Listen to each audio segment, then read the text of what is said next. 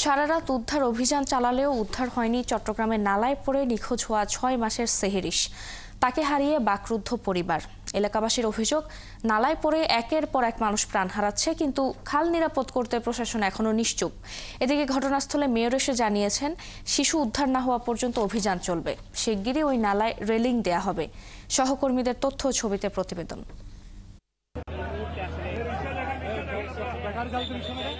শুক্রবারে বিকেল থেকে চট্টগ্রাম নগরীর বিভিন্ন এলাকায় বৃষ্টিতে সৃষ্টি হয় জলাবদ্ধতা।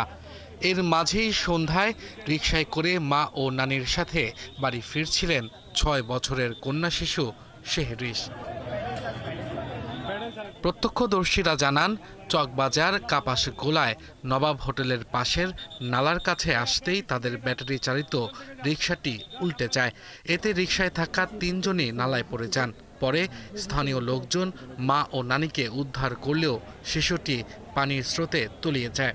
২ জন মহিলা আর একজন বাচ্চা, মা, দাদি এবং বাচ্চা। হয়তোবা এখানে পানি থাকার কারণে খেয়াল করতে পারে নাই, যার কারণে পিছলে বা উল্টে এটা ইয়াতে পড়ে গিয়েছিল। এদিকেও রেলিং নাই, ওদিকেও কি নাই, ওয়াল নাই। সিটি কর্পোরেশন কয়েকদিন আগে সিটি কর্পোরেশন আসছিল, এরা পরিষ্কার করছে। ওই সময় এদিকে বাস ছিল, রেলিং এর মতো ছিল, ওগুলো খুলে আর দেয় নাই। এই বাসগুলো কিন্তু আজকে বিগত 1 বছর ধরেই বাসগুলো দেওয়ার কারণে সেফটি, পানি উঠলেও কোনো সমস্যা হচ্ছে না। কিন্তু আজকে এই বাস না থাকার কারণে কিন্তু এই অ্যাক্সিডেন্টটা ঘটলো।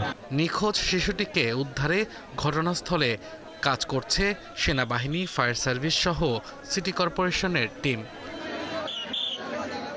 খাল নালায় পড়ে একের পর এক মানুষ প্রাণ হারাচ্ছে, অথচ এখনও নগরের বেশিরভাগ খাল নালা উন্মুক্ত।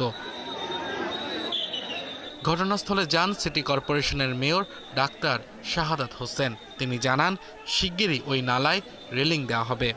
রিকশাগুলো বেপরোয়া চালানোর কারণে বিভিন্ন অ্যাক্সিডেন্ট হচ্ছে, শুধু পানির মধ্যে না, এমনি তার অ্যাক্সিডেন্ট হচ্ছে। আর যেখানে একটা স্রোত আছে সেখানে তো অ্যাক্সিডেন্ট তারা করেছে।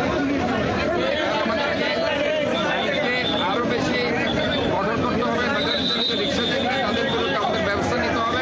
এর আগে ২০২৪ সালের জুনে চট্টগ্রামের বন্দর থানার পশ্চিম গসাইলডাঙ্গা ও আবেদার পাড়ার মাঝামাঝি খালে সিডিএর জলাবদ্ধতা মুক্তির প্রকল্পের আওতায় তৈরি করা বক্স ড্রেনের ঢাকনা খোলা থাকায় একটি শিশু খেলতে গিয়ে খালে পড়ে মারা যায়। এছাড়া ২০২৩ সালে বন্দর নগরীতে নালায় ডুবে মারা যায় ২ বছরের আরও এক শিশু। আর ২০২১ সালেই মারা যায় আরও ৪ জন।